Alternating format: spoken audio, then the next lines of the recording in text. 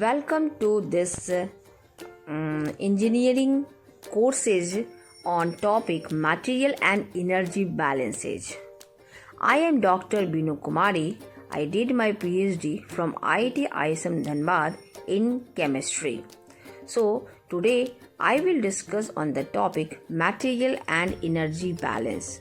Okay, so during this course we will look at some of the most fundamental aspect of material and energy balances and look at how these can be applied eventually into higher level courses. So before we delve into the basic of material and energy balances, we first need to understand the fundamental associated with the engineering calculation. Okay, this will be the first lecture of this course. The most important aspect of any fundamental calculation which is being performed would be the unit and dimension. Okay, so unit and dimension. So what are unit? Unit are different magnitude of a quantity. Okay.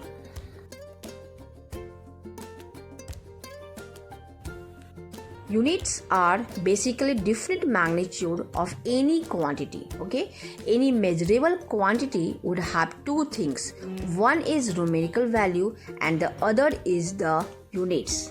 Okay, for example 60 second would represent time, ठीक है, 5 meter would represent distance or length and 60 kilogram would represent mass. तो बिना unit का ये जो number होता है वो बस एक फिजिकल सिग्निफिकेंस की तरह एक्ट करेगा, वो बस एक नंबर की तरह एक्ट करेगा. ठीक है, so without units this number do not have any physical significance. They will just stand as a pure number. वो सिर्फ एक आपको प्योर नंबर की तरह ही लगेगा. Using units carefully has a lot of practical advantage. It ensures that you understand the physical meaning of the number which is being given. I don't have to clearly state that the time taken was 60 seconds. If I just say it took 60 seconds, you would automatically know it is time that I am talking about. समझ में आ रहा है? ठीक है, अगर मैं 60 second बोल रही हूँ तो आपको ये बताने का बिल्कुल भी जरूरत नहीं है कि ये टाइम बता रहा है. अगर मैं 60 बोलूँगी तो आप ये समझ नहीं पाओगे कि ये 60 है क्या, ये टाइम है, वेट है या लेंथ है. इसलिए ये that's why if I just say it took 60 seconds, you would automatically know it's time that I am talking about. So the physical meaning of the number is clearly understood when the units are actually associated with the number.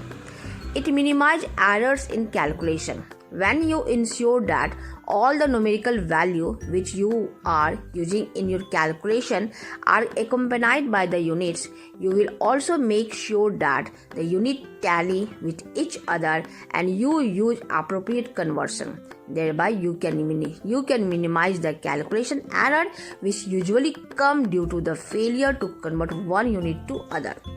It also gives a way to stabilize a logical approach towards calculation rather than memorizing formula.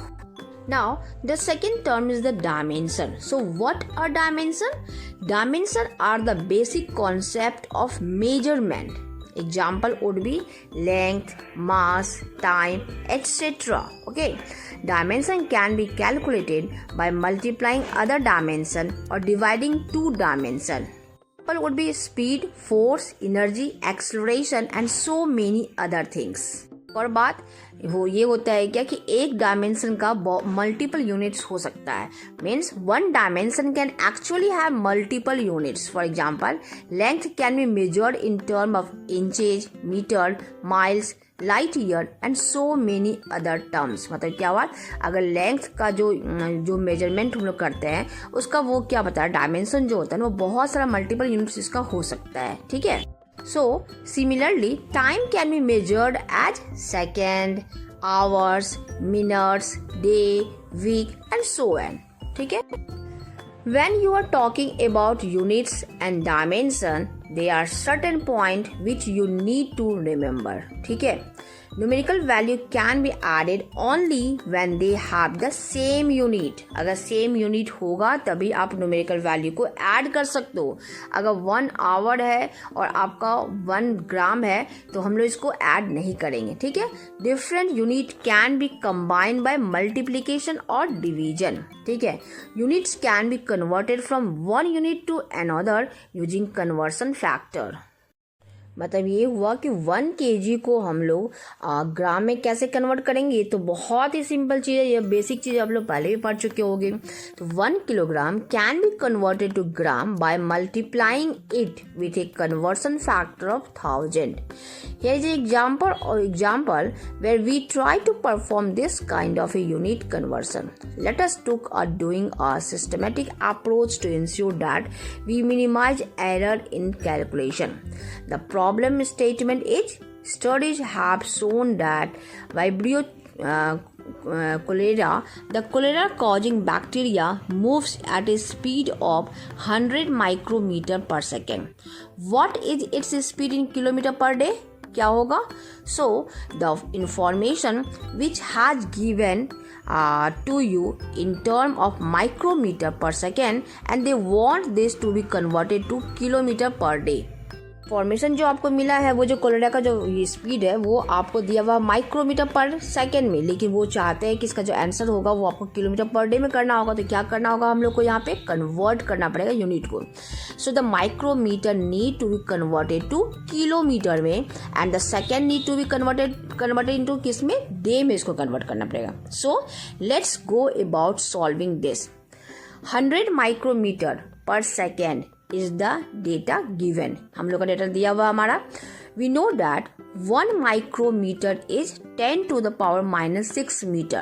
So 1 meter divided by 10 to the power 6 micrometer is multiplied to the given value. ठीक है, now this meter can be converted to kilometer as 1 kilometer contains कितना metre, 1000 meters. So now we have technically converted micrometer to kilometre में. ठीक है, we now need to convert the second to days. Second को हम लोग को days में convert करना है. We know that 1 hour contains कितना सेकेंड, तो 36 सेकेंड एंड 1 डे कॉन्टेंस कितना, 24 hours. Using this value we would finally get kilometre per day. We can even verify this कैसे? So the micrometer given in the speed cancel off with the conversion factor given and the meter taken in the conversion factor again cancel off with the second conversion factor. समझ में आ गया? The second cancel off with the first conversion factor and the hours जो है आपका cancel off in the second conversion factor for time.